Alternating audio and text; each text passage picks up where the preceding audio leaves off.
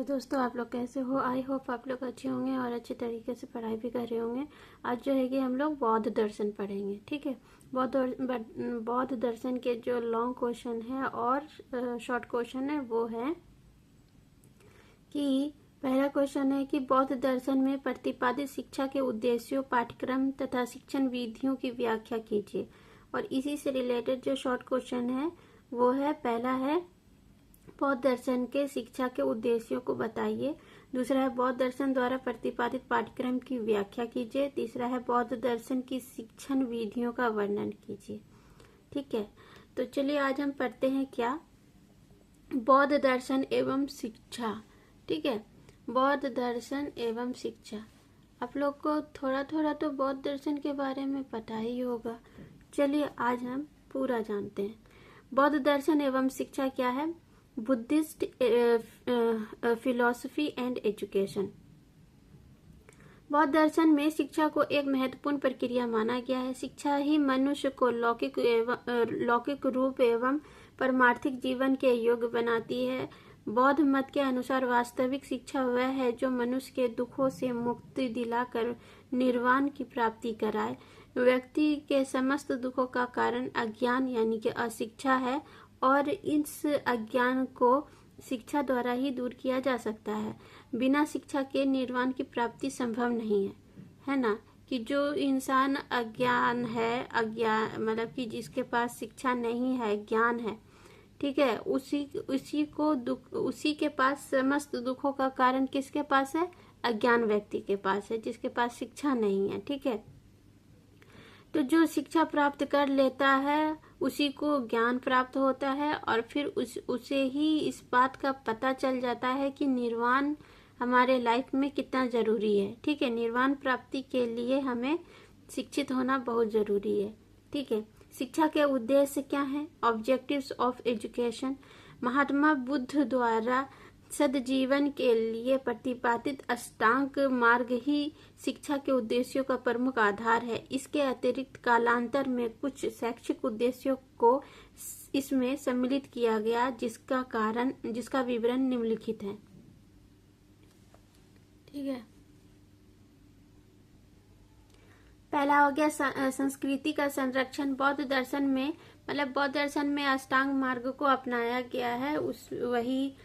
उसका जो पॉइंट है, उसके अंदर जो मार्ग अपनाए गए हैं वो चीज उसमें बताया गया। ठीक है, तो उसमें सबसे पहला क्या है, संस्कृति का संरक्षण। ठीक है, बौद्ध दर्शन में धर्म को संस्कृति का एक भाग माना गया है और संस्कृति के संरक्षण से ही धर्म का संरक्षण संभव है। ठीक है, मतलब बौद्ध दर्शन में संस्कृति का एक भाग, मतलब बौद्ध दर्शन में संस्कृति को एक भाग माना गया है, मतलब कि वो संस्कृति बहुत ही ज्यादा इम्पोर्टेंट है। ठीक है, वो एक बौद्ध दर्शन में शिक्षा का एक भाग माना गया है। ठीक है, शिक्षा के इस उद्देश्य के अंतर्गत शिक्षार्थियों को बुद्ध के उपदेशों एवं भारतीय सांस्कृतिक धरोहर को हस्तांतरित किया जा सकता है। जो शिक्षा का ये उद्देश्य है उससे बौद्ध की जो उद्देश्य है, बौद्ध ने जो उद्देश्य दिया और भारतीय संस्कृति जो है उसको हम हस्तांतरित कर सकते हैं। उसमें बहुत सारी ऐसी चीजों को से हम सीख सकते हैं, जान सकते हैं, हस्तांतरित कर सकते हैं। ठीक है, व्यक्तित्व का विकास दूसरा पॉइंट है। इसके अंतर्गत बालक में आत्मसम्मान, आत्मनिर्भरता, आत्मसंयम, आत्मविश्वास तथा विवेक आदि गुणों का विकास करने हेतु शिक्षा प्रदान की जाती है।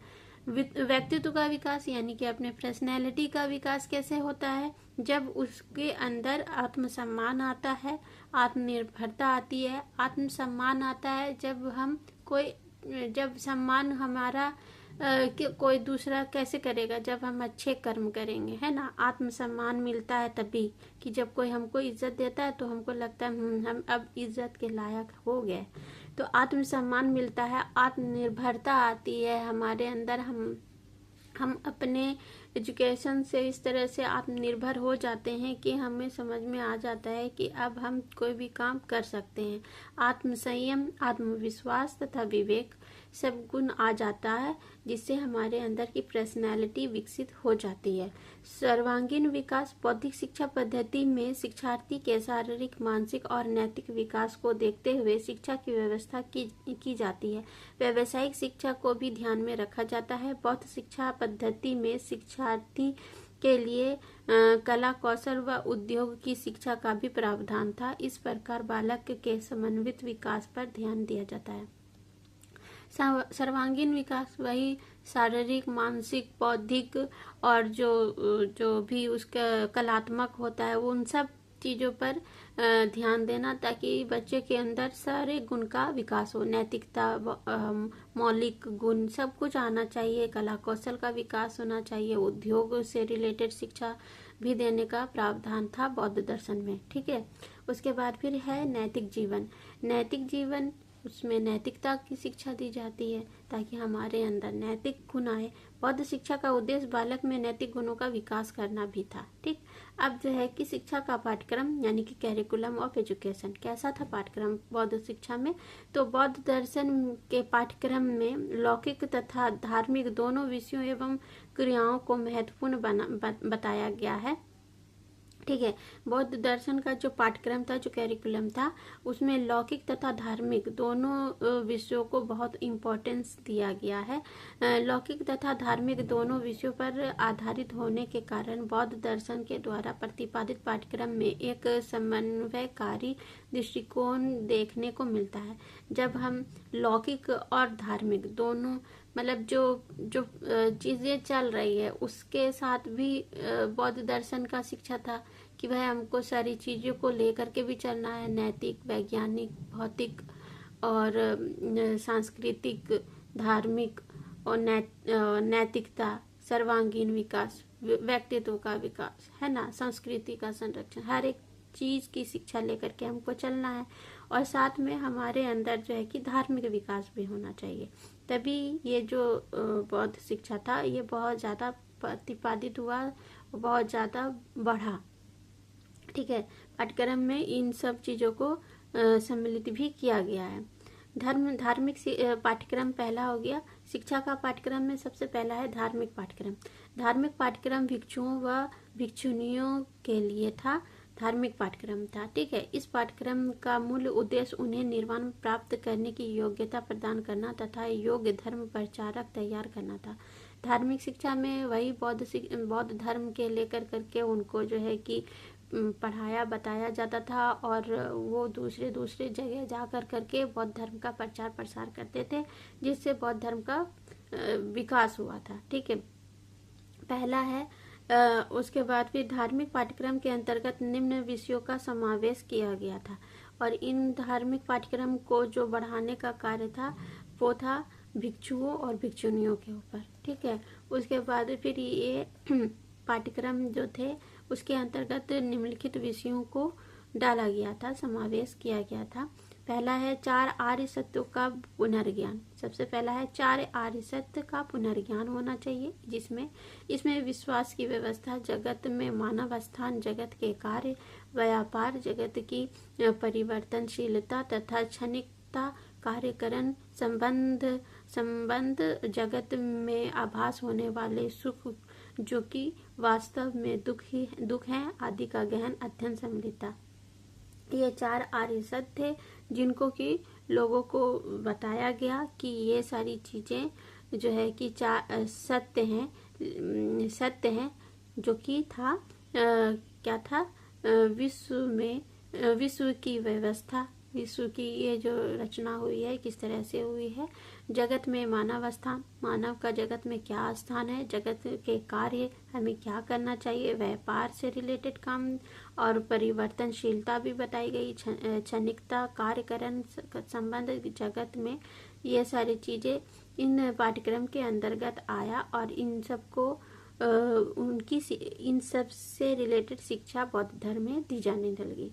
उनको कहा गया कि जो कि हम जगत में सुख समझते हैं कि ये सारी चीज़ें हमको सुख देगी, अच्छा पैसा कमाएंगे तो अच्छा सुख मिलेगा, अच्छा बेड में सोएंगे, अच्छा लाइफ स्टाइल रहेगा, ठीक है ना, जो महंगा कपड़ा चाहेंगे पहन लेंगे तो ये सब चीज वास्तव में बौद्ध धर्म में दुख का कारण माना गया है। ठीक है, तो दूसरा है बौद्ध धर्म साहित्य त्रिपिटक सुतंत्र विनय धम्म आदि का अध्ययन। बौद्ध धर्म में त्रिपिटक सुतंत्र ये सब कुछ आपको याद करना पड़ेगा, क्योंकि एक बार ये देखने या सुनने से याद नहीं होगा, इसको याद करना पड़ेगा। ये सारी चीजें बहुत इम्पोर्टेंट है। ठीक है, तो ये सब चीज को आपको याद करना ही पड़ेगा। तो बौद्ध धर्म साहित्य त्रिपिटक सुतंत्र विनय धर्म आदि का अध्ययन। दूसरा है मठों तथा विहारों के निर्माण का व्यवहारिक ज्ञान, तुलनात्मक ज्ञान हेतु वैदिक साहित्य का अध्ययन। विहारों को दिए गए दान की संपत्ति का आय व्यय रखना तथा संबंध। देखो ये सारी चीजें थी जिसपे कि पाठ्यक्रम में ये सब चीज भी बताया गया कि जो विहारों से दान दिए जाते हैं उनका आय व्यय कहाँ पर हो रहा है, इसका भी पता होना चाहिए, लेखा जोखा होना चाहिए। तुलनात्मक ज्ञान वैदिक साहित्य का अध्ययन होता था। मठों तथा विहारों के निर्माण में व्यवहार ज्ञान क्या था, धार्मिक त्रिपिटक सुन्नत विनय धर्म आदि का अध्ययन भी होता था। ठीक है, बौद्ध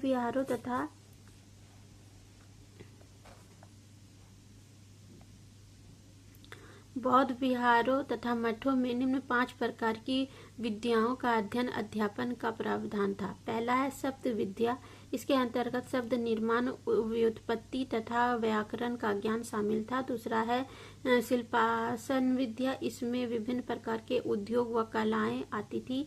तीसरा है चिकित्सा विद्या, इसके अंतर्गत औषधि विज्ञान शरीर विज्ञान आदि का समावेश था।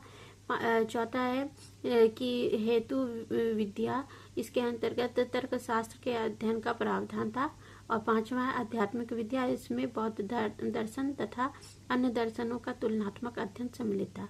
देखो अब शिक्षा के अंतर्गत किस किस चीज की पढ़ाई होती थी। शब्द विद्या में जो है कि शब्द विद्या के अंतर्गत शब्द निर्माण, किस तरह से शब्द का निर्माण हुआ, व्युत्पत्ति तथा व्याकरण का ज्ञान, शब्द का किस तरह से निर्माण हुआ, व्युत्पत्ति और व्याकरण का ज्ञान हमें मिलता था। शिल्प में जो है कि कला और उद्योग से रिलेटेड विद्या दी जाती थी। चिकित्सा में औषधि विज्ञान शरीर विज्ञान और भी विज्ञान जो चिकित्सा से रिलेटेड था वो सारी चीजों का विज्ञान के तौर पर औषधि विज्ञान का ज्ञान दिया जाता, शरीर विज्ञान और समावेश इस सब में वे किया गया था। हेतु विज्ञान के अंतर्गत तर्क शास्त्र का अध्ययन किया जाता था। आध्यात्मिक विज्ञान के अंतर्गत बौद्ध शिक्षा में जो बौद्ध दर्शन की शिक्षा थी, बौद्ध आध्यात्मिक ज्ञान था वो दी जाती थी। और दूसरे जो धर्म की शिक्षा थे उसका तुलनात्मक अध्ययन किया जाता था। ठीक है, फिर दूसरा है कि लौकिक पाठ्यक्रम। यह पाठ्यक्रम सामान्य नागरिकों के लिए था। इस पाठ्यक्रम का उद्देश्य समाज के सामान्य स्त्री पुरुष को अच्छा नागरिक बनाना तथा उन्हें सामाजिक व आर्थिक जीवन के उपयुक्त बनाना होता था। इस पाठ्यक्रम में निम्नलिखित विषयों का समावेश था। पहला सामान्य विषय लेखन गति तथा शास्त्रार्थ, मतलब सामान्य ज्ञान के अंतर्गत लेखन गणित और शास्त्रार्थ आते थे। कला कौशल, इसके अंतर्गत कटाई बुनाई छपाई रंगाई सिंचाई वास्तुकला मूर्तिकला चित्रकला और संगीत आदि से संबंधित विषय शामिल थे। चौथा है व्यावसायिक विषय, कृषि पशुपालन चिकित्सा आयुर्वेद एवं शिल्प, ये सब थे।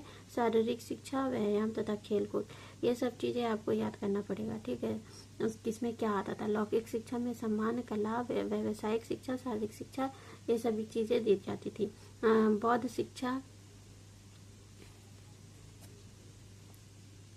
ठीक है, बौद्ध शिक्षा बौद्ध शिक्षा को 2 भागों में बांटा गया था, प्राथमिक एवं उच्च।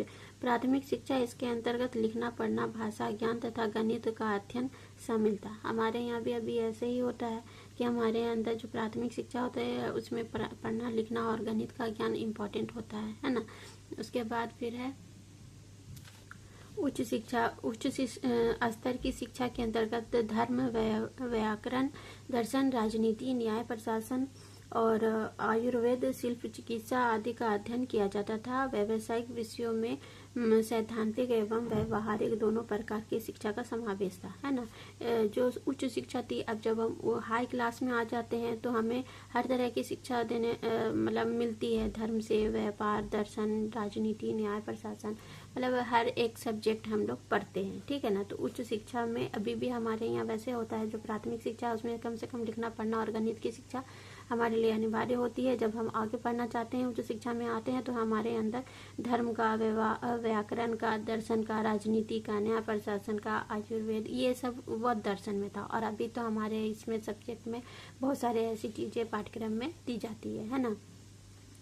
उसके बाद फिर जो है कि व्यावसायिक विषयों में सैद्धांतिक एवं व्यवहारिक दोनों प्रकार की शिक्षा का समावेश था। जो व्यावसायिक शिक्षा दी जाती थी, उसमें सैद्धांतिक और व्यवहारिक दोनों प्रकार की शिक्षा दी जाती थी, ठीक है। उसके बाद शिक्षण विधियां क्या थी? बौद्ध शिक्षण विधि मुख्यतः प्रत्यक्ष पर आधारित थी तथा मौखिक थी। शिक्षण क्रिया के लिए प्रवचन, भाषण, श्रवण, मनन, चिंतन, कंठस्थ करना आदि क्रियाओं का प्रयोग किया जाता था। प्रवचन प्रणाली के अलावा व्याख्या विधि, प्रश्नोत्तर विधि तथा वाद विवाद का भी प्रमुख स्थान था। भ्रमण तथा प्रकृति निरीक्षण को भी पर्याप्त महत्व दिया जाता था। पुस्तक पर आधारित अध्ययन विधि भी प्रयोग में लाई जाती थी। बौद्ध शिक्षा की प्रमुख विधियों का संक्षिप्त विवरण निम्न है ना। इसके अंतर्गत जो शिक्षण विधियां थी, उसमें चिंतन, मनन, श्रवण, कंठस्थ, इन सब चीज़ों का जो ये सारी प्रैक्टिस करने की क्रिया थी, पढ़ने के बाद जब प्रैक्टिस कर, तो ये सारी शिक्षा जो है कि दी जाती थी। इसी तरीके से याद किया जाता था। और इसमें जो है कि वाद विवाद, प्रश्नोत्तर विधि, व्याख्या विधि, ये सारी चीज़ें भी शामिल थी, ठीक है। व्याख्यान शिक्षण विधि क्या था? शिक्षण की यह विधि सबसे अधिक प्रचलित थी। भाषा पर नियंत्रण व व्याख्यान देने की क्षमता को बहुत सम्मान की दृष्टि से देखा जाता था। शिक्षक के लिए व्याख्यान कला में पारंगत होना आवश्यक था। इस विधि में शिक्षक अध्ययनीय सामग्री का पहले स्वयं पाठ करता था। विद्यार्थी श्रवण करते थे और फिर शिक्षक का अनुकरण करते हुए पाठ करते थे, है ना। व्याख्या विधि में वही होता है, जब टीचर आते हैं, अब किसी भी टॉपिक पर पढ़ाते हैं, तो हम लोग क्या करते हैं? स्टूडेंट सुनते हैं। और टीचर को बहुत पारंगत होना चाहिए अपने जो टॉपिक को पढ़ाने के लिए आए हैं उसके बारे में पूरा अच्छे तरीके से बताने में। और बच्चे पढ़ते थे और सही तरीके से सुनते रहते थे, ठीक है। वाद विवाद विधि में क्या होगा कि वाद विवाद विधि भी बौद्ध शिक्षण के बाद बौद्ध शिक्षण के में वाद विवाद शिक्षण विधि को महत्वपूर्ण स्थान दिया गया है। वाद विवाद विधि में महत्वपूर्ण पदों का प्रयोग आवश्यक है। पहला है, वाद विवाद में से संबंधित शीर्षक को पूर्णतया स्पष्ट कर देना चाहिए, साथ ही उनकी उपयोगिता भी बता देनी चाहिए। मतलब वाद विवाद, जब हम किसी चीज़ के ऊपर वाद विवाद कर रहे हैं, को टॉपिक दे दिया गया है और हम उस पर वाद विवाद कर रहे हैं, तो उसकी उपयोगिता के भी बारे में हमें बता देना चाहिए। इसके बाद वाद विवाद स्थल का चयन करना चाहिए, कहाँ पर होगा ये वाद विवाद, उस जगह का भी चुनाव करना चाहिए। तीसरा है, तत्पश्चात वाद विवाद के साधनों की चर्चा करनी चाहिए, जिस सिद्धांत को सिद्ध करना हो उसमें 8 प्रकार की उत्पत्ति होनी चाहिए। जिस टॉपिक पे हमको वाद विवाद करना है उसके बारे में हम पहले से डिस्कस कर लें कि इसी टॉपिक पे वाद विवाद होगा और इसमें 8 प्रकार की उत्पत्ति होनी चाहिए, ठीक है। उसके बाद फिर 4 नंबर पॉइंट है। इसके बाद वाद विवाद कर्ताओं की योग्यताओं को दृष्टिगत रखना है। उससे एक दूसरे के ग्रंथों का ज्ञान होना चाहिए। वह लगातार बुद्धिमत्तापूर्ण रूप से बोल सके। यह विषय की महत्ता के अनुरूप धीमे व जोर से बोल सकते हैं। जो भी टॉपिक दिया गया है उन लोगों को अपने अपने टॉपिक के ऊपर बहुत अच्छा ज्ञान होना चाहिए उनको, ताकि वो अच्छी तरीके से बोल सके। वो चाहे वो धीमे बोले, चाहे वो तेज से बोले, लेकिन बोलना उनको इस तरह से है जो कि उनकी बुद्धिमत्ता को बताए, ठीक है। उसके बाद फिर है सूत्र विधि। सूत्र विधि में क्या हो जाएगा कि इसके अंतर्गत शिक्षक